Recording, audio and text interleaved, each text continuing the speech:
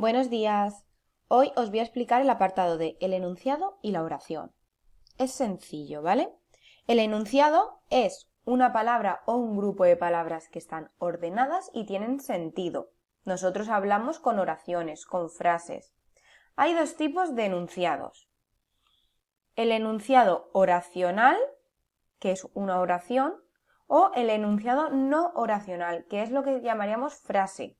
¿Qué diferencia hay? Que una oración tiene verbo y un enunciado no oracional no tiene verbo. Por ejemplo, mi mesa es cuadrada sería una oración porque mi mesa es, el verbo es.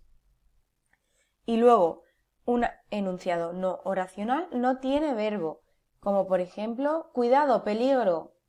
Eso es un enunciado, es un grupo de palabras ordenadas que tienen sentido, pero no le hemos puesto ningún verbo. El ejemplo que hay en el libro, enhorabuena a todos los participantes. Ahí no encontramos ningún verbo, pero en cambio tiene al menos un verbo. Por ejemplo, voy, esa oración es muy corta, voy o voy al médico, ya está el verbo ir.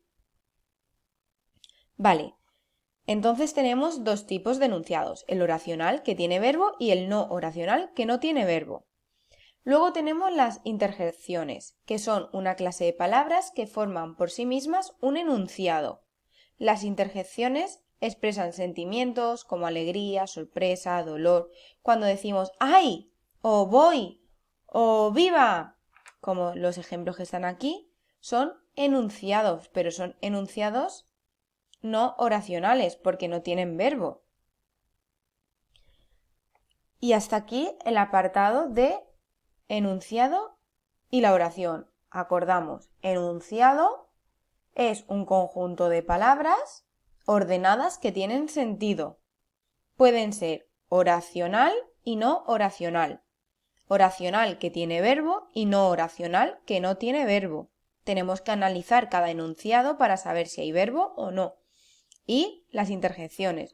Es una palabra que forma un enunciado en conjunto solo con una palabra que normalmente expresan los sentimientos como ay, voy, uy.